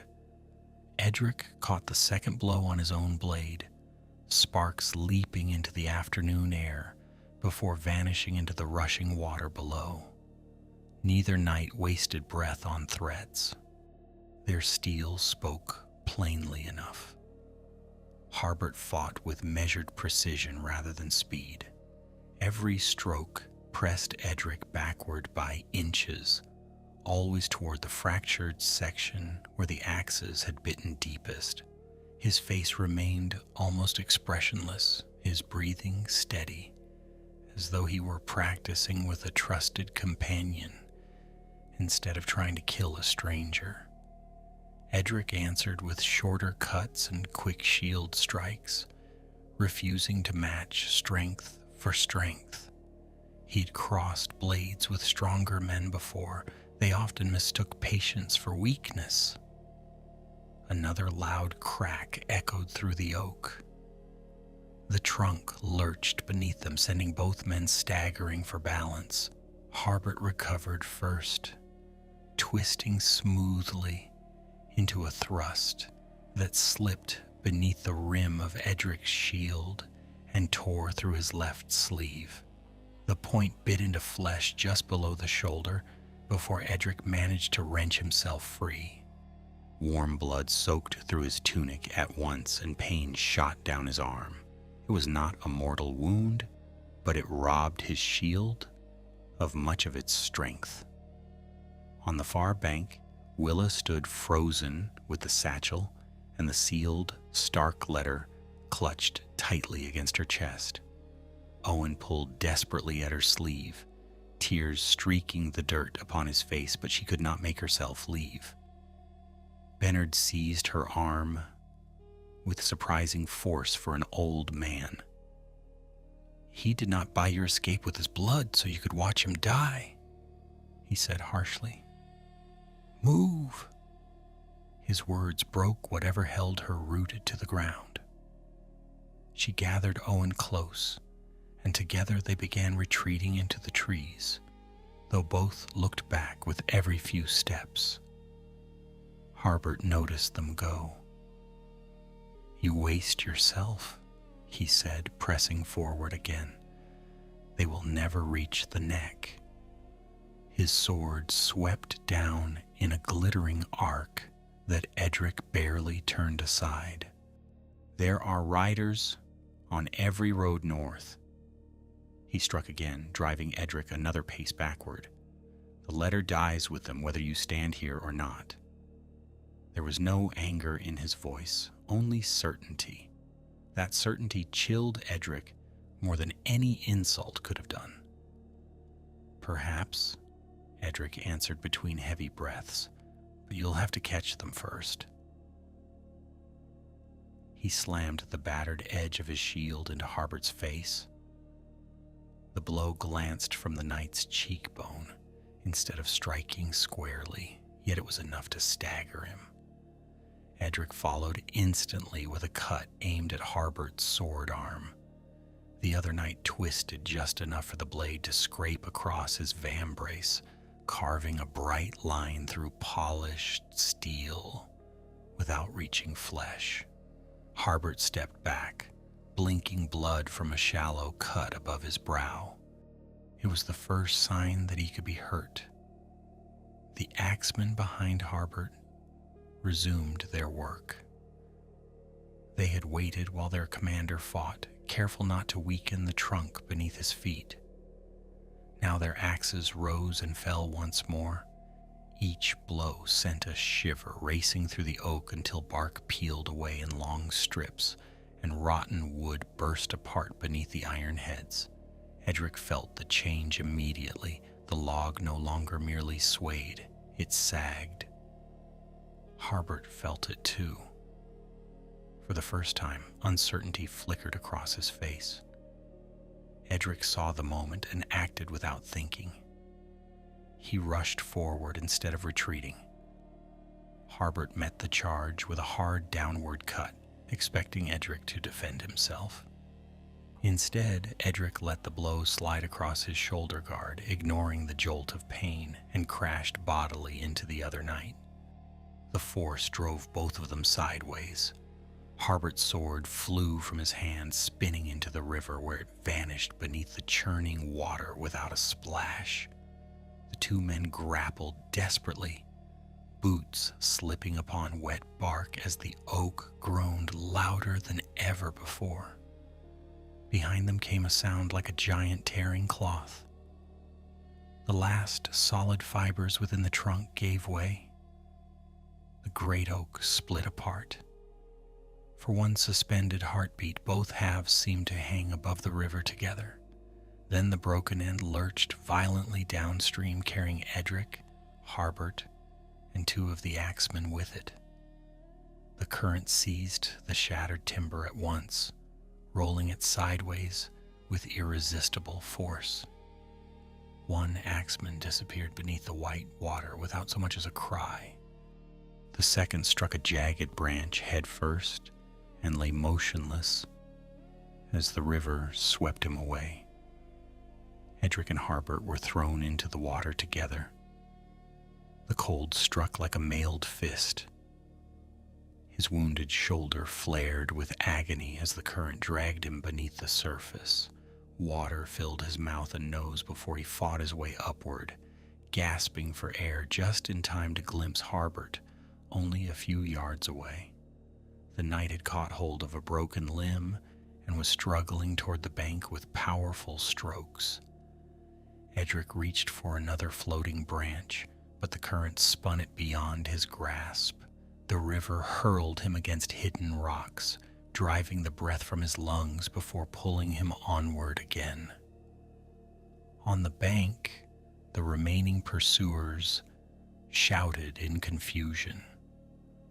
Some ran downstream after the drifting men, while others scrambled to recover ropes from the ruined crossing. No one knew whom to save first.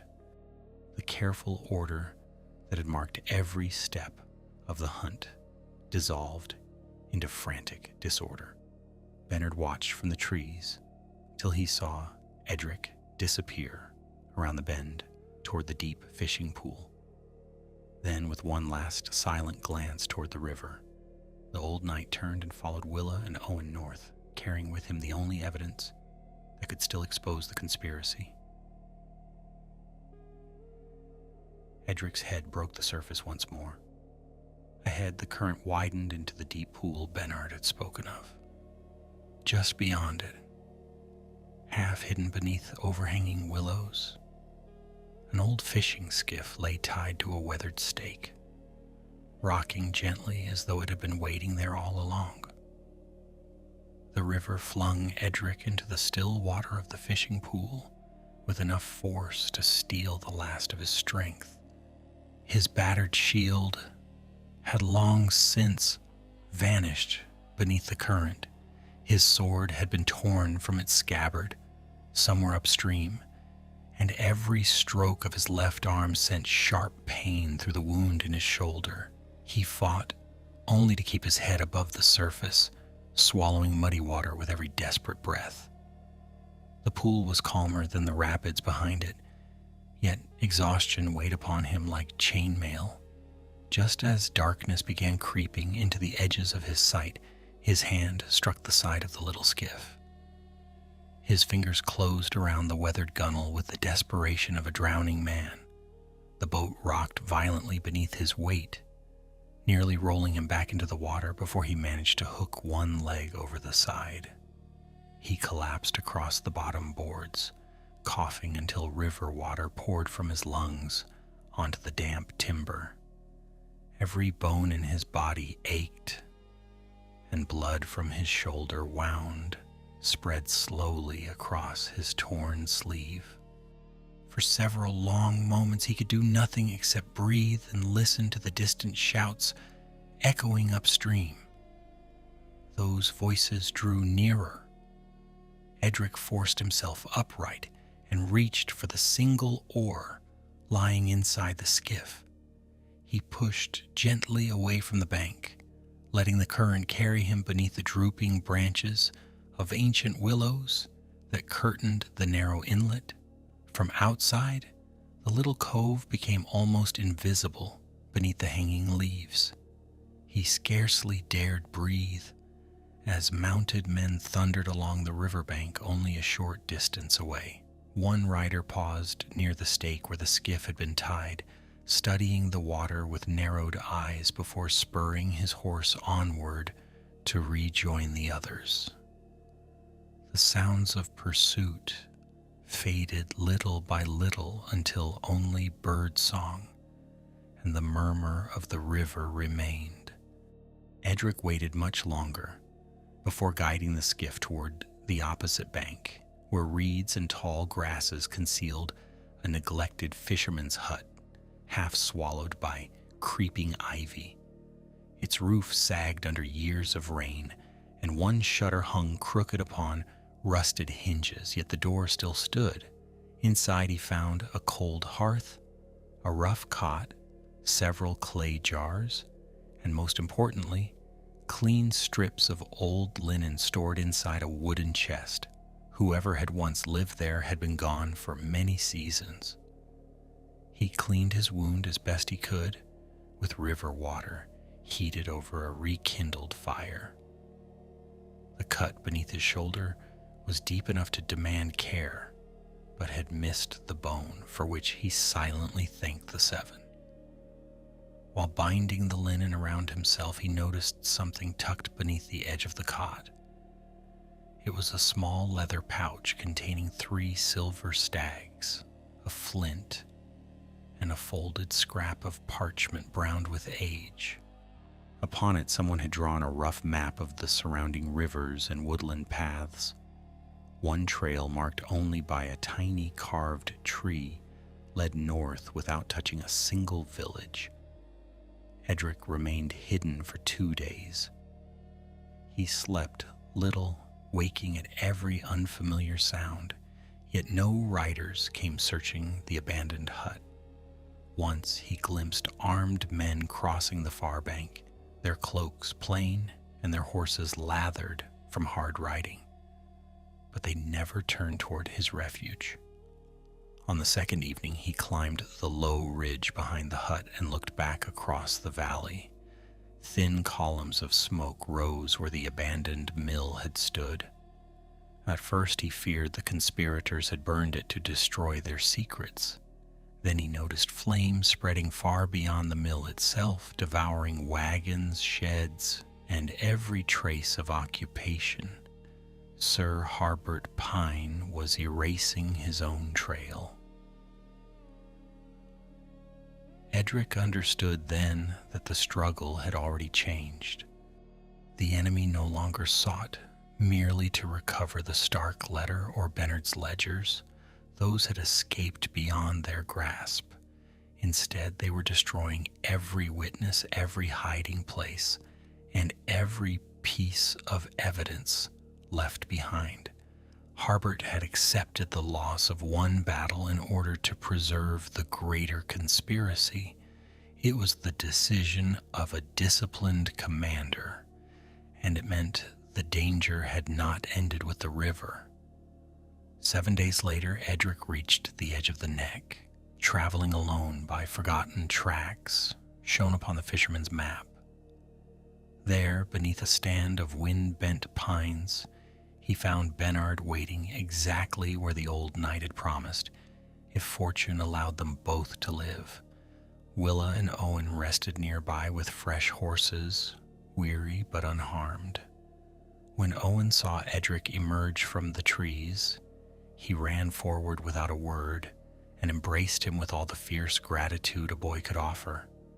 Willa simply bowed her head, tears shining quietly in her eyes before she mastered herself once more. "The letter is safe," she said. "And the ledgers?" Edric asked. Bernard tapped the satchel resting against his side. "Safe as well." He hesitated before adding, "Harbert never crossed the river. Some say he survived. Others found blood upon the bank, but no body." The old knight's expression remained unreadable. "I would wager against rivers before I wager against that man." Together they continued north until the gray walls of Winterfell finally rose above the ancient hot springs, solemn and enduring beneath a cold northern sky. Lord Baron Stark received them privately within the great keep after the direwolf seal was examined and found untouched. The letter was opened only in his presence. As his eyes moved across the parchment, the Lord's face grew harder with every line he read. When he finished, he asked for Bernard's ledgers, comparing names, dates, and shipments in silence that seemed to stretch for an age. At length, Lord Baron looked up. "You have done the realm a greater service than you know," he said quietly. "This was no simple theft. Men have been gathering arms in secret for years, hoping to place them where old grudges burn hottest. Had they succeeded, noble houses might have drawn swords against one another, believing their neighbors responsible." He folded the letter carefully before pressing his hand upon it. "Instead, they have revealed themselves before the first banners were raised. Messengers rode from Winterfell before sunset, carrying sealed orders south to loyal lords and trusted castellans. Quiet arrests followed in market towns, river crossings, and lonely holdfasts where suspicious wagons had passed unnoticed for months. Hidden caches of weapons were uncovered beneath abandoned barns, inside disused septs, and beneath the floors of empty granaries. Some conspirators escaped into the wilds, among them Sir Harbert Pine, whose name became little more than a rumor whispered by frightened prisoners. Yet the network he had overseen unraveled piece by piece until little remained except scattered fugitives and unanswered questions. When Lord Biron offered Edric a place within his household, the hedge knight thanked him with sincere respect, but declined. Winterfell already had sworn swords enough, he said, while the roads of the Seven Kingdoms possessed too few knights who still rode them for honor rather than silver. The Lord accepted the answer with a faint smile and presented Edric not with gold alone, but with a new shield, painted deep gray beneath 7 white stars. Across its face stretched the image of a silver wolf's pelt, a quiet remembrance of the road that had changed them all.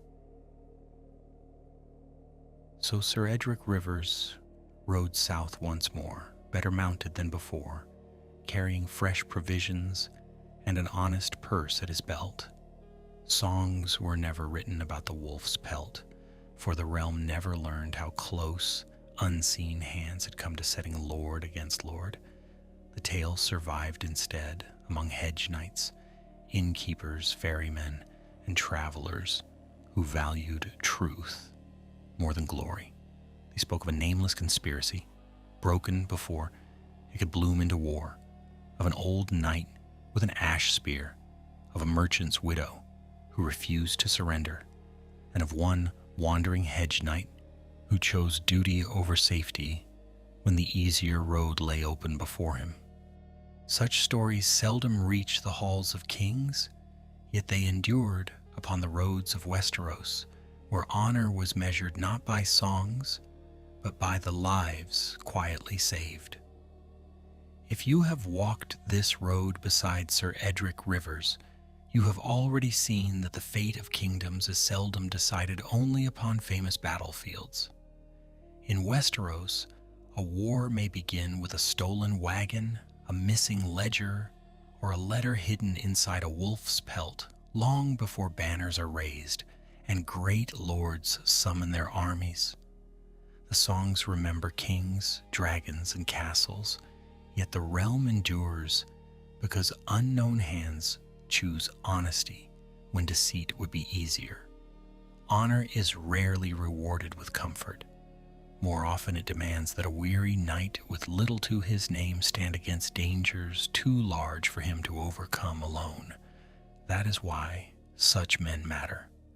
They remind you that history rests as much upon forgotten choices as upon celebrated victories. Power in the Seven Kingdoms seldom announces itself openly.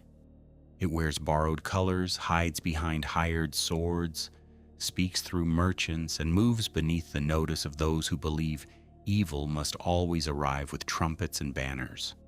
George R.R. Martin's world has never promised that wicked men are monsters to behold. More often they are disciplined, courteous, patient, and convinced that every cruelty serves a greater necessity. Against such enemies, courage alone is not enough. It must be joined with restraint, judgment, and the willingness to bear burdens that no one may ever praise. That quiet endurance is a rarer kind of strength than victory won through force of arms. You may also notice that loyalty survives only while ordinary people choose to keep faith with one another. A widow protects a letter she cannot read. An aging knight refuses to abandon a duty long after his lord has fallen into history. A frightened boy finds the resolve to stand when every instinct tells him to flee. None of them changes the realm alone, yet together they prevent countless unseen deaths. That is the fragile truth beneath every great house and every ancient castle. Stone walls do not preserve kingdoms, people do. There is another lesson hidden beneath the tale, and it is perhaps the saddest one. Evil rarely disappears forever. Sir Harbert Pine was not the first man to believe he could shape the realm from the shadows, nor would he be the last. Conspiracies end, but ambition does not. One plot is broken while another is already taking root, somewhere beyond the next hill, in another hall, beneath another lord's roof. That is the burden carried by every honorable soul who survives. The road never truly ends.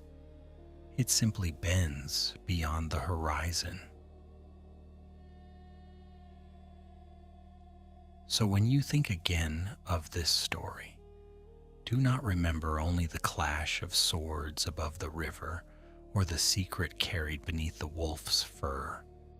Remember instead the lonely hedge knight riding through cold rain with little more than a patched cloak, an aging mare, and a name that opened no doors.